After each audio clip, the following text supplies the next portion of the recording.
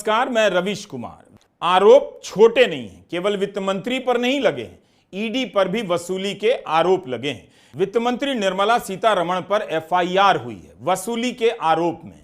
बेंगलुरु की एक विशेष अदालत के कहने पर वहां के तिलक नगर थाने में दर्ज इस एफआईआर में ईडी के अनाम अधिकारियों के अलावा बीजेपी के राज्य और राष्ट्रीय स्तर के नेताओं के भी नाम हैं। कर्नाटका भाजपा अध्यक्ष BY विजयेंद्र और पार्टी नेता नलिन कुमार कतील का नाम एफआईआर में लिखवाया गया है। क्या ईडी का ट्रैक रिकॉर्ड ऐसा है कि उसे संदेह का लाभ मिले?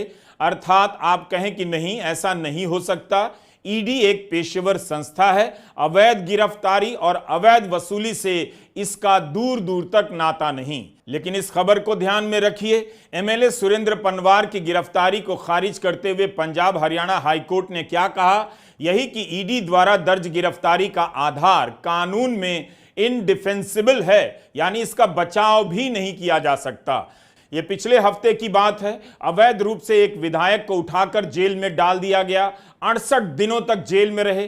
पूरा केस हाईकोर्ट में ही ध्वस्त हो गया और सुरेंद्र पनवार को बरी कर दिया गया। अवैध रूप से ईडी ने संजय राउत को भी गिरफ्तार किया, 100 से अधिक दिनों तक जेल में रहे।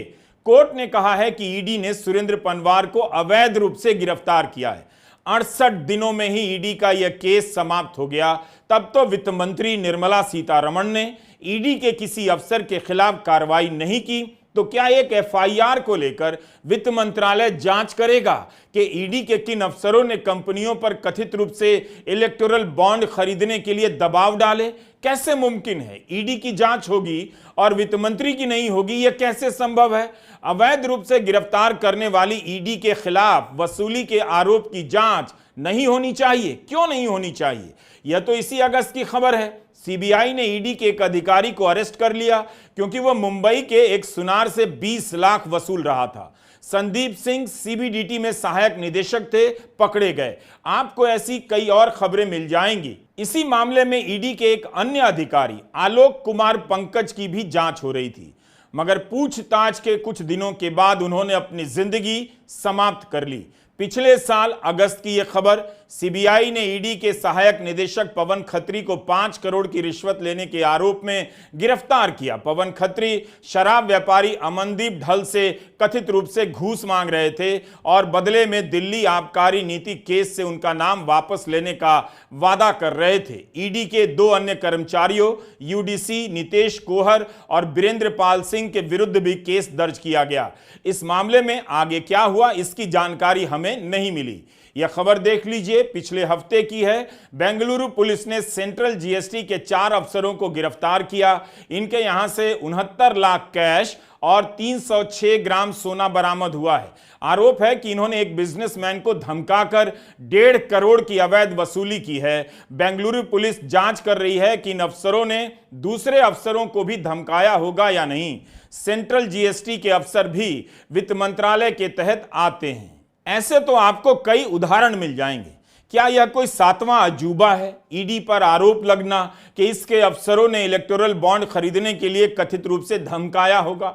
हो सकता है कि बड़ी कंपनियां आराम से खंडन भी कर दें कि ऐसा बिल्कुल नहीं हुआ, हमने खुशी खुशी 200-300 करोड़ का चंदा यूं ही दे दिया। लेकिन आप इस विभाग का ट्रैक रिकॉर्ड भी तो देखिए। अवैध वसूली और अवैध गिरफ्तारी के मामले में जब ईडी के खिलाफ अवैध रूप से गिरफ्तारी के आरोप सही पाए जा चुके हैं, कोर्ट ने पाया है, तो इसके अफसरों पर वसूली के आरोपों की जांच क्यों नहीं होनी चाहिए? इसके अफसर रिश्वत लेते हुए गिरफ्तार किए गए हैं। रिश्वत लेना भी वसूली है। बेंगलुरु में एफआईआर कोर्ट के कहने पर हुई है। एफआईआर करने वाली संस्था जन अधिकार संघर्ष परिषद के सह अध्यक्ष आदर्श आर अय्यर ने अपनी शिकायत में कर्नाटका भाजपा अध्यक्ष BY विजयेंद्र और पार्टी नेता नलिन कुमार कतील का भी नाम लिया। शिकायत में आरोप है कि स्टरलाइट और वेदांता कंपनी पर ईडी द्वारा कई मौके पर छापे मारे गए, जिसके कारण इन कंपनियों को अप्रैल 2019, अगस्त 2022, नवंबर 2023 में 230 करोड़ रुपए के चुनावी बॉन्ड खरीदने के लिए मजबूर होना पड़ा। आरोप है कि चुनावी चंदे के लिए कंपनियों पर दबाव डाला गया।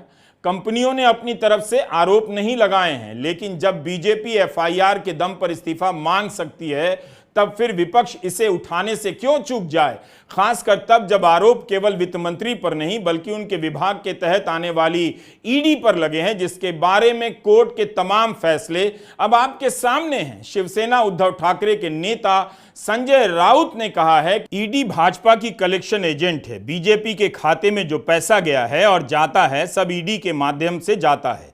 एजेंट को वसूली का टारगेट दिया जाता है। ईडी और सीबीआई इस देश की सबसे भ्रष्ट संस्थाएं हैं और ये भाजपा नेताओं की मिलीभगत से है।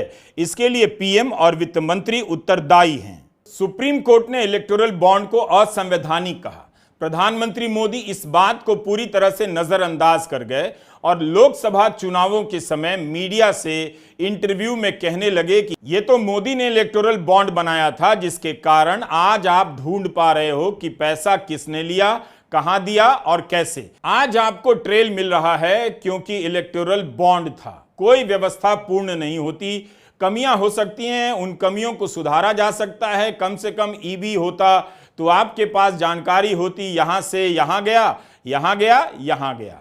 अगर कथित रूप से वसूली से आ रहा है पैसा, छापे के बाद आ रहा है, तो क्या इसकी जांच नहीं होनी चाहिए? कोर्ट ने इलेक्टोरल बॉन्ड को बाकायदा असंवैधानिक कहा था, या नहीं कहा था कि छोटी मोटी कमियां हैं, इसे ठीक कर लें।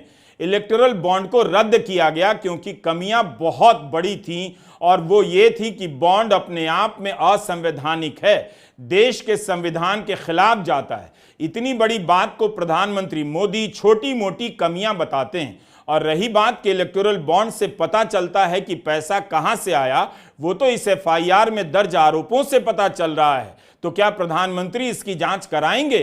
फरवरी 2024 में दिया गया सुप्रीम कोर्ट का फैसला आप याद कीजिए। इलेक्टोरल बॉन्ड स्कीम को असंवैधानिक घोषित करते हुए कोर्ट ने कहा था कि यह केवल फायदे का लेन देन है, क्विड प्रो क्यो। इसका मतलब यही हुआ कि हजारों करोड़ रुपए का चंदा लो और बदले में उद्योगपतियों को फायदा पहुंचाओ। कोर्ट ने यह भी कहा था कि इलेक्टोरल बॉन्ड स्कीम अनुच्छेद 19(1)(a) का उल्लंघन करती है, सूचना के अधिकार के विरुद्ध है, असंवैधानिक है। कंपनी एक्ट में किए गए संशोधन से कॉरपोरेट द्वारा असीमित चंदा दिया जाना अनुच्छेद 14 का उल्लंघन है। 15 फरवरी 2024 को सुप्रीम कोर्ट ने अपना फैसला सुनाया था कि इलेक्टोरल बॉन्ड स्कीम गैर संवैधानिक है, ये संविधान के खिलाफ है, उसको अनकॉन्स्टिट्यूशनल घोषित किया सुप्रीम कोर्ट ने। इसके बाद 21 मार्च 2024 को सुप्रीम कोर्ट के दबाव के कारण एसबीआई ने, स्टेट बैंक ऑफ इंडिया ने सारी जानकारी पब्लिक में डाल दी। किसने इलेक्टोरल बॉन्ड खरीदा है, कब खरीदा है और किन किन पार्टियों को फायदा पहुंचा है। ये 21 मार्च 2024 को ये जानकारी प्रकाशित हुई। उसी 2 दिन बाद यानी कि 31 मार्च 2024 को हमारी पार्टी ने उस जानकारी को लेकर पाइथन कोड, आपको याद होगा, पाइथन कोड के इस्तेमाल करके हम लोगों ने 4 रास्ते ढूंढ निकाले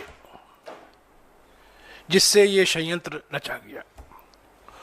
और मैं आपको याद दिलाना चाहता हूं ये 4 रास्ते क्या थे। पहला रास्ता था चंदा दो धंधा लो, ये सीधा रास्ता था, चंदा दो धंधा लो। दूसरा रास्ता था ठेका लो धंधा चंदा दो। क्या फर्क है इन दोनों में? पहला रास्ता चंदा दो धंधा लो, ये प्रीपेड हो गया। दूसरा रास्ता जो था ठेका लो चंदा दो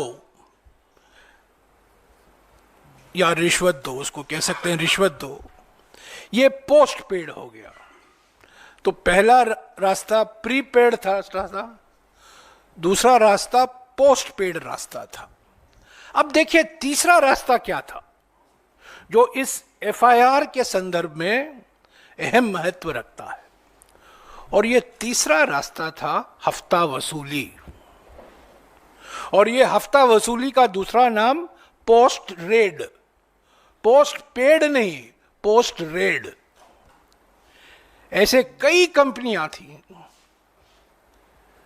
जिन पर रेड हुआ, उन्होंने इलेक्ट्रल बॉन्ड खरीदा और वो छूट गए, ईडी के जाल से छूट गए। तो ईडी का इस्तेमाल, भारी इस्तेमाल हुआ इस तीसरे रास्ते में, यानी कि हफ्ता वसूली रास्ते में, पोस्ट रेड रास्ते में। और चौथा रास्ता था फर्जी कंपनी। आज भी नहीं पता चल पाया है इन फर्जी कंपनियों का असली मालिक कौन है। हम अनुमान लगा सकते हैं क्योंकि हमारे देश में शेल कंपनियों के कई उस्ताद हैं, तो हो सकता है, वास्तविक है कि ये शेल कंपनी भी उन्हीं के होंगे। तो ये चार रास्ते कुल मिलाकर बीजेपी को 5.5 साल में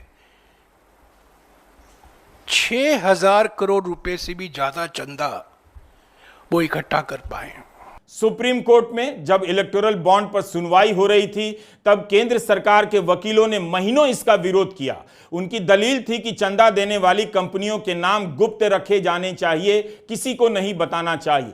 कोर्ट के आदेश के बाद भी स्टेट बैंक ऑफ इंडिया ने जानकारी प्रकाशित करने में आनाकानी की। इसे लेकर भी सुप्रीम कोर्ट को फटकार लगानी पड़ी। हर स्तर पर सरकार की यही कोशिश थी कि किसी तरह पब्लिक को इसका पता ना चले।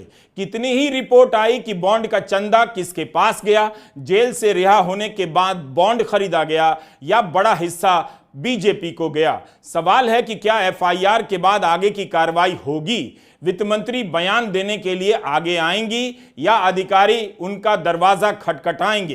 पहला पैटर्न यह है कि आपने कब लिया इलेक्टोरल बॉन्ड, किस तिथि पे लिया, कितने का लिया, उस लेने के पहले कितनी बार दस्तक दी आपके दरवाजे पे ईडी ने और आईटी ने, उस दस्तक के बाद आपको कितनी प्रताड़नाएं सहनी पड़ी, कभी जेल के अंदर या जेल के बाहर, और उसके बाद ये जादुई छड़ी हुई कि आपने खरीदा इलेक्टोरल बॉन्ड, आपने स्वतः खरीदा, ये आपको विश्वास दिलाया जा रहा है, स्वतः इन्वर्टेड कॉमर्स में है, इलेक्टोरल बॉन्ड खरीदा, और उस जादुई छड़ी के बाद या तो आप रिहा हो गए या आपके पूरी कार्रवाई पे ढील दी गई। इसके ये तीसरा पक्ष है। इसके उदाहरण दसों हैं। मेरे काबिल मित्र आपको कई उदाहरण देंगे। एक उदाहरण है गेमिंग के विषय में, हैदराबाद से है। दूसरा उदाहरण है उन व्यक्तियों का जिनके केसेस आपके सामने आए, वो भी हैदराबाद से हैं। उनमें से कोई अप्रूवर बना, किसी ने किस्सा कहानी सुनाई, पहले बिल्कुल विपरीत बोलने के बाद, और अंत में उनको छोड़ा गया या बेल मिली इलेक्टोरल बॉन्ड्स बहुत बड़े बड़े अमाउंट्स के खरीदने के बाद।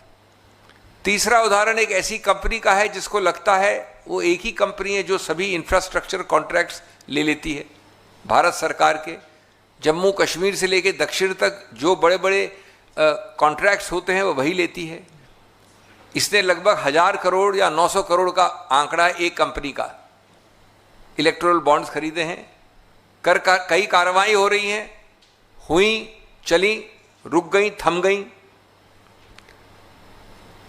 उसके बाद इस प्रकार की और कंपनियां हैं आंध्र प्रदेश में, मैं तेलंगाना की बात नहीं कर रहा हूं जहां के और उदाहरण थे, दक्षिण में, इत्यादि इत्यादि।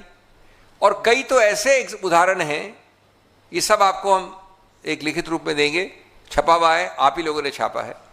एक ऐसे ग्रुप की है जिसका पूरा का पूरा पेड अप कैपिटल, पूरा का पूरा पूंजी, पूरा का पूरा जो उसकी क्षमता है वो एक आंशिक रूप से 100 करोड़ की भी नहीं होगी। उन्होंने 500-500 करोड़ के इलेक्टोरल बॉन्ड्स खरीदे हैं। याद रखिएगा, हम एक ऐसी जांच एजेंसी की बात कर रहे हैं जिसके बारे में पंजाब और हरियाणा हाईकोर्ट के चीफ जस्टिस ने कहा है ईडी को मानवाधिकार का उल्लंघन नहीं करना चाहिए। ट्रायल का पता नहीं होता मगर आरोपी को महीनों जेल में डाल दिया जाता है। जब ईडी यह कर सकती है तो क्या इस बात की जांच नहीं होनी चाहिए कि कहीं इसके अफसर वसूली में शामिल तो नहीं? रही बात वित्त मंत्री के इस्तीफे की, तो अगर नैतिकता के आधार पर ही इस्तीफा देना होता तो वो कब की पूर्व वित्त मंत्री हो चुकी होती। नमस्कार, मैं रवीश कुमार।